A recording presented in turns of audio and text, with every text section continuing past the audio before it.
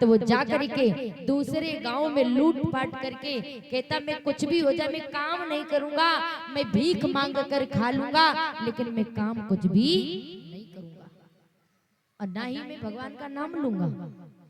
घर से बाहर गया, एक पेड़ के नीचे बैठ गया और रोता रहा। उधर से संत आया और संत ने कहा कि बेटा तुम क्यों रो रहे हो? कहने लगे मुझे घर वालों ने निकाल दिया है इसलिए मैं रो रहा हूं। कहने लगा मैं इसलिए रो रहा हूं। जिस समय इतनी बात कही प्यारे, तो संत ने कहा बेटा ऐसा क्यों करते हो, नाम क्यों नहीं लेते? बोले नहीं लूंगा। क्यों नहीं लोगे? बोले नहीं लूंगा, एक घर में मेरे घर वालों ने मुझे इस चीज से निकाल दिया। अब एक तुम सर दर्द मेरा मत बनो, अपना रास्ता चले जाओ, मेरे सामने मत आओ। जिस समय इतनी बात कही प्यारे, आज संत ने कहा संत का स्वभाव होता है। संत का क्या स्वभाव होता है कि जब तक वो नाम ना बुलवा ले तब तक वो वहां से हटने वाला नहीं है। संत का यही स्वभाव होता है। संत हृदय नवनीत समाना। संत क्या होता है? एक मक्खन की तरह कोमल होता है, ऊपर से ठोस और नीचे से कोमल होता है। जैसे आपने देखा होगा गन्ना, गन्ना तो सभी ने चूसा है। गन्ना कैसा दिखता है? जोर से बोलो। कठोर दिखता है, छीलो तो मोहित छील देगा, होता है कि नहीं? और वही जब गन्ने को आप छीलेंगे और उसके अंदर का रस लेंगे तो कितना मीठा होता है। ऊपर से ऐसा कठोर है लेकिन अंदर से उतना ही नरम होता है। उसका स्वाद कितना मीठा होता है। संत कठोर तो है लेकिन अंदर से उतने ही नरम है। आज जैसे ही प्यारे संत ने कहा आज तो मैं इस बालक से नाम बुलवा कर ही रहूंगा। बेटा बोलिए राम। बोले नहीं बोलूंगा। कहने लगे बोलिए नाम। बोले नहीं बोलूंगा। हिम्मत है तो बुलवा कर दिखा। बोले हिम्मत तो है, बुलवा कर ही रहे।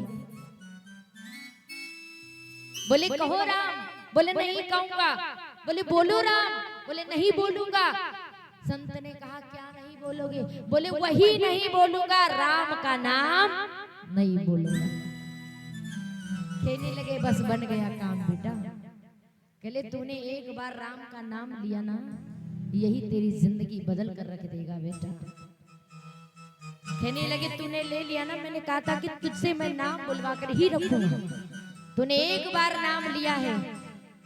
हंस कर कहने लगा बाबा तुमने नाम बुलवा ही लिया। बोले देखो यही संत का स्वभाव होता है। और एक बात बता, तूने अपने जीवन में एक बार नाम लिया है, इस नाम का महत्व कितना बड़ा है जरा ये भी सुनो। मर जाना, जब जाना भगवान के लोक में जाना, और जब यमराज तुमसे पूछे कि जीवन में तुमने एक बार नाम लिया है, इसके बदले में तुम क्या लेना चाहोगे, तो तुम केवल इतना ही पूछना कि एक नाम लेने से महत्व कितना बड़ा होता है। ये सिर्फ पूछना। कहने लगे ठीक है। तो उसी समय जब वो व्यक्ति मर गया, यमराज के यहाँ पहुंचा। यमराज ने देखा कि खर्रे में इतना बड़ा खर्रा।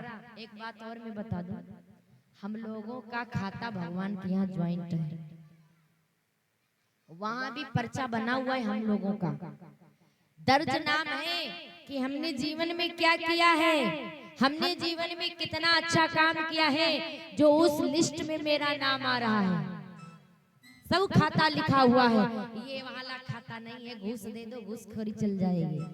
ये परमात्मा का खाता है, यहाँ घूसखोरी नहीं चलेगी। जो किया है वो स्वयं तुमको उसका मिलेगा। यमराज ने कहा जाओ खर्रा लेके आओ, इसने जीवन में कितना बड़ा क्या क्या किया है।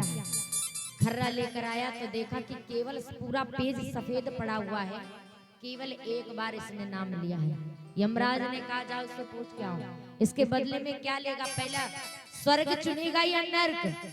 बंदा होशियार, उसने कहा सरकार नरक तो जिंदगी भर भोगना ही है, एक बार स्वर्ग की अटारी दिखा दो। कहले अच्छा ठीक है। कहले जाओ इतने मिनट इसको दिखा करके अटारी को स्वर्ग की अटारी दिखा दो, और इसको आकर के नरक में डाल दो। 84 लाख योनियों में हमको परमात्मा चक्कर कटाता है, कभी कीड़ा बनाता है और कभी पशु बनाता है, कभी जानवर बनाता है। यही परमात्मा हमारी और आपके जीवन में चलता रहता है। अच्छा, आपने देखा होगा एक नाली में कीड़ा पड़ा होता है, उसको उसी में आनंद आता है। आनंद कैसे आता है? अगर तुम उसके पास जाओगे कीड़े के पास में, तुरंत जान लेगा आहट, उसको पता चलता है ना, तो तुरंत वो कीड़ा रेंग जाता है, रेंग जाता ना, क्योंकि रहते रहते उसको उसी में आनंद आने लगता है। एक छोटा सा भी जीव चाहता है कि मेरी मृत्यु ना हो। जो परमात्मा ने मुझे गति दी है, जो मुझे जन्म दिया, जिस योनि में मुझे डाला है, कम से कम इस योनि में मेरे पाप तो कट रहे हैं। तो कीड़ा जो जिसमें है उसमें उसको आनंद आता है, ऐसा नहीं कि आनंद नहीं आता है, आनंद आता है। तो जैसे ही स्वर्ग की अटारी लेकर के वो गया, दिखाया तो देखा उसने, तो उसको स्वर्ग की अटारी देखकर उसको बड़ा आनंद आ गया। कहने लगे, थोड़ा 2 मिनट दिखाए, बोले चल तेरा खाता खत्म हो गया, अब चल नरक भोग। बोले रुक जाओ। अटारी के गेट में उसने पैर को अड़ा दिया और अड़ा दिए ना, तो कहने लगे चलना क्यों खड़ा है? बोले चलूंगा एक शर्त पर, जब तू मेरे प्रश्न का उत्तर दे देगा। बता, जा अपने सरकार से पूछ करके आ कि एक बार नाम लेने से कितना बड़ा फल मिलता है। जाओ पूछ के आओ, मैं तभी यहाँ से हिलूंगा। वहां तुरंत गए दूत और महाराज यमराज से पूछने लगे, महाराज वो तो पैर को बिल्कुल अड़ा के बैठा है, बोला कि प्रश्न का उत्तर दोगे हम तब चलेंगे। कौन सा प्रश्न? उसने पूछा कि एक बार मैंने नाम लिया है, एक बार नाम लेने से कितना बड़ा फल मिलता है, इतना बता दो मुझे। अब यमराज की भी गद्दी हिल गई कि इस नाम का हमको भी नहीं पता, कितना बड़ा फल मिलेगा, क्या करें? तो जब तक इस प्रश्न का उत्तर नहीं मिलेगा मैं तब तक यहाँ से हिलूंगा नहीं। यमराज गए उसके पास में, कहने लगे काम कर, हम नरक में तुझे अभी नहीं डालेंगे, लेकिन तुझे हम अपने साथ लेकर चलेंगे। उस बंदी की किस्मत तो देखिए, हम लोग तपस्या करते हैं, दर्शन पाने के लिए तरसते, लेकिन एक बार नाम लेने से उसने कहां कहां के दर्शन कर लिए। यमराज ने कहा चल ब्रह्मलोक चल, ब्रह्मा से पूछते हैं। कहने लगी इससे बढ़िया बात और क्या हो सकती, चलो। वो ब्रह्मा जी के पास में यमराज जी चले, ब्रह्मलोक पहुंच गए। उसने ब्रह्मलोक के दर्शन किए, ब्रह्मा जी को प्रणाम किया। जो संत महात्मा करोड़ों वर्ष तपस्या करते, ब्रह्मा जी के भगवान के दर्शन नहीं पाते, और एक बार नाम लेने से ब्रह्मलोक में पहुंचा, ब्रह्मा से मिला। ब्रह्मा जी से पूछा तो ब्रह्मा जी ने कहा भैया क्षमा करें, हमको भी नहीं पता। कहते तो जो कैलाश चलते हैं। अब कैलाश पहुंच गए। अब कैलाश पहुंचे, कैलाशपति भगवान भोले बाबा ने देखा कि ये भैया कहाँ जा रहे हो? बोले भगवान को प्रणाम किया तो इसका प्रश्न का उत्तर पूछा। कहने लगे मुझे नहीं पता है। उसने कैलाश पर्वत के दर्शन किए। अब लेकर के यमराज सही चले, कहाँ? वैकुंठ धाम। जो व्यक्ति अच्छा कार्य करता है सीधा ना स्वर्ग भोगता है ना नरक भोगता है, सीधा परम धाम को, परमात्मा के लोक को चला जाता है।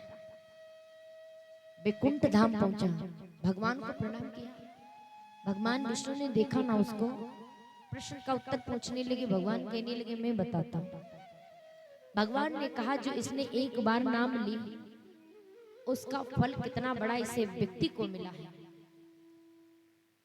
जो किसी को प्राप्त नहीं होता वो इसे प्राप्त हुआ, क्योंकि इसने सच्चे भाव से मेरा नाम पुकारा। फल इसे थोड़ा बहुत नहीं, बहुत बड़ा फल मिला। यही समझ लेना, ब्रह्मलोक में ब्रह्मा के दर्शन किए, कैलाश पर्वत पर जाकर के कैलाशपति शिव के दर्शन किए, और यहाँ तक चलने में लोग हमारे वैकुंठ भी धाम चलाया। इससे बड़ा फल क्या मिल सकता है? यही प्रश्न का इतना बड़ा फल है। उसको परमात्मा ने सीधा अपने धाम में बुला लिया। यही सबसे बड़ा फल होता है एक नाम लेने से। जिस व्यक्ति को प्राप्त हुआ, हम भी यही चाहते हम सबको प्राप्त हो। बोलिए गोविंद भगवान की जय, सच्ची दरबार की। यही एक नाम परमात्मा का इतना मीठा है कि एक नाम लेने से संसार के सारे दुख दूर हो जाते हैं। जब व्यक्ति को क्रोध आ जाए तो उसे और कुछ नहीं करना चाहिए, एकांत में जाकर के परमात्मा का नाम रटना शुरू कर देना, अपने आप क्रोध शांत हो जाए।